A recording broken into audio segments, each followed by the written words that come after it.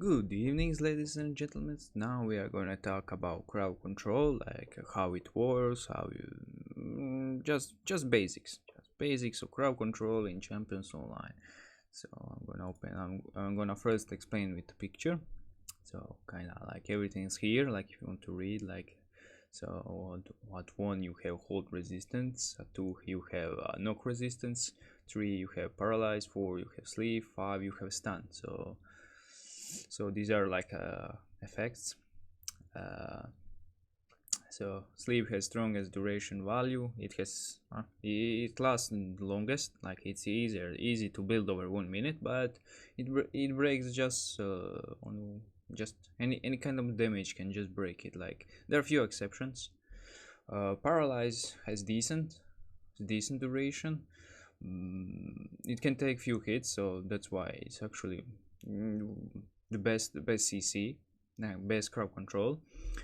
And stun, well, it's very rare. Like if you have access to it, like use it, like especially with Arrow Assault. So kinda, but it's not very spammable. But low duration, it cannot be broken by damage. Like only if you break it by hold resistance stack or or if it expires. Like that's just it. Okay, so now what are hold resistance stacks and knock resistance stacks? Like usually any kind of crowd control applies or refreshes, like remember that hold resistance or knock resistance stack.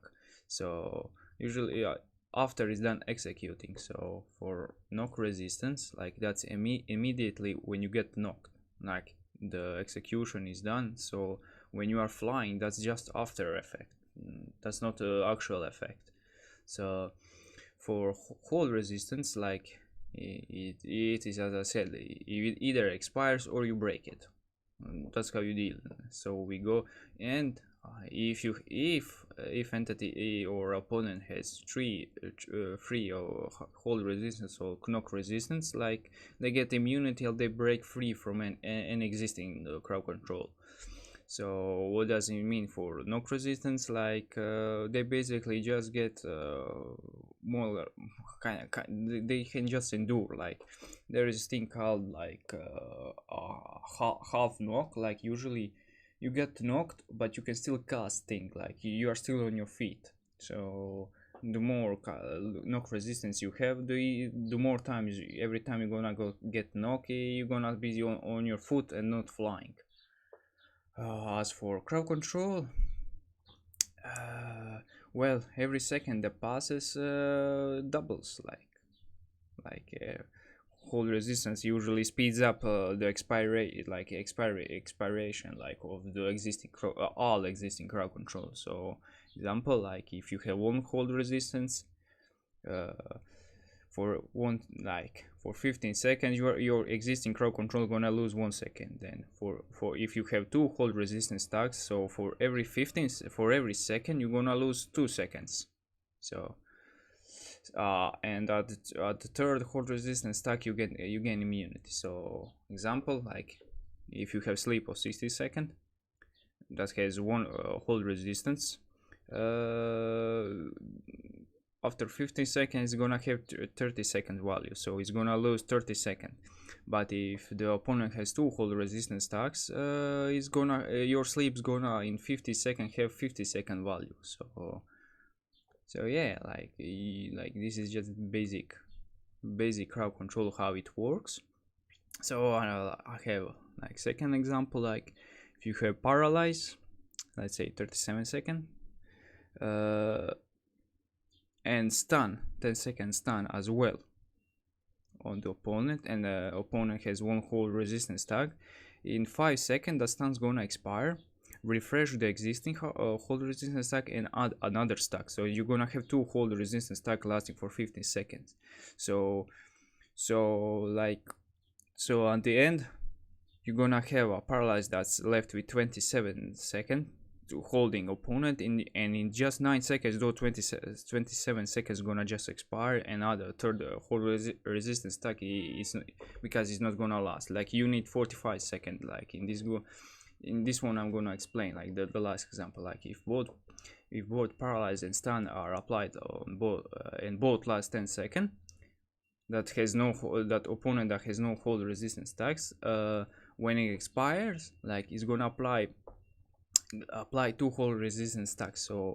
So unless you apply a crowd control with more than 45 seconds, it's gonna just add a third. Like if you use a 40 second sleep on something that's gonna like expire, and add 2 hold resistance tag, that sleep is not gonna last.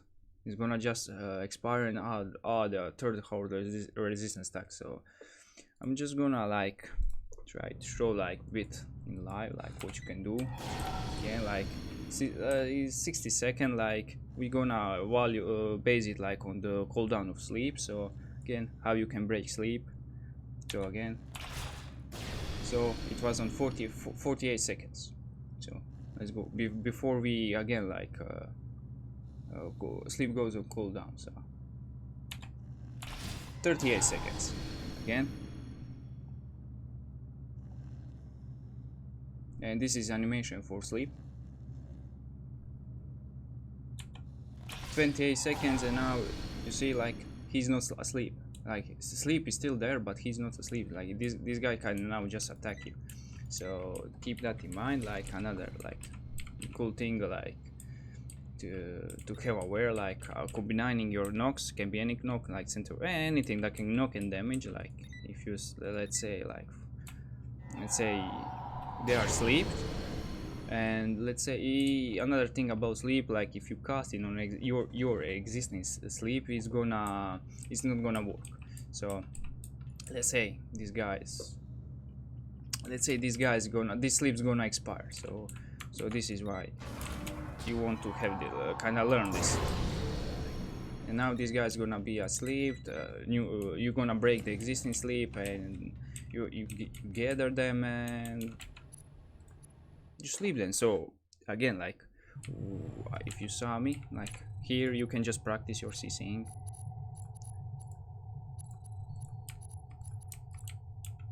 You can just practice like another if you remember from the last from Effect and Lair like episode, like I talk about like how should I like the ways like to interrupt blocking and running away. Like you can also interrupt opponents. So let's say this guy, he didn't use I interrupted his attack. So wait, I'll toggle so it's much. So you can hear like practice like how to say like seeing organizing. You always want to organize them by groups. So let's say these guys, you don't need full charge sleep. So now some of guys, they're gonna move back, like you see, like they always move. So that's why you want to knock them. Like you always want to knock them. Position yourself like CC. You can jump cast. Always think like that's cool stuff. So yeah, that's basically it. Like here you can just practice. Like here you don't need to. You can just like this.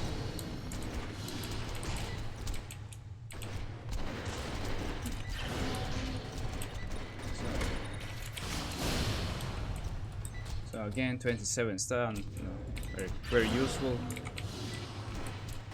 So see if this guy's gonna use any attack. I think the big guys, usually these guys use it.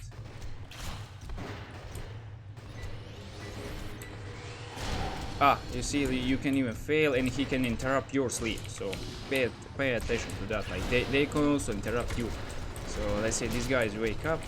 So usually why you want to jump, you want to knock them, jump past sleep or CC is because when to avoid like damage, you want to avoid, let's say, damage. You just move away from their like range. They stay and you sleep. Then as well they can use like thunderclap and just stun you, and it can interrupt your sleep as well. But when you jump and you kind of move in direction and you sleep, then like they cannot interrupt you. And also they will attack you. Like there'll be kind of like that semi knock that can happen. So when that happens, they can attack and they can reduce by the half duration. Like they can reduce like duration of your CC by half. So that's about it. Like, also I'm gonna just show how paralyze works, since it's cool ability. So again, like,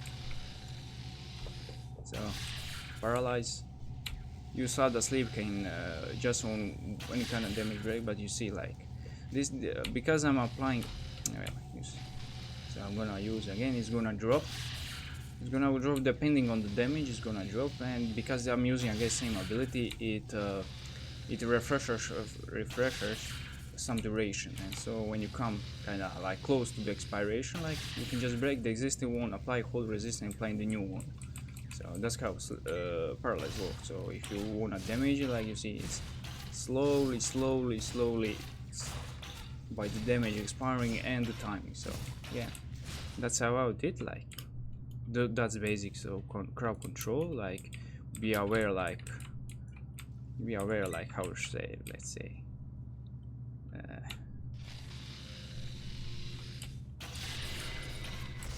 be aware of not doing this, like having too many stuff, because once you, let's say, attack, you break sleep, now this is gonna expire much faster, like, and now once this expires, like this is gonna expire even faster. So when you apply sleep, it's gonna expire even faster, while this, and when this expires, it's gonna break the sleep, and this guy's gonna move, and this guy's move there, and ciao.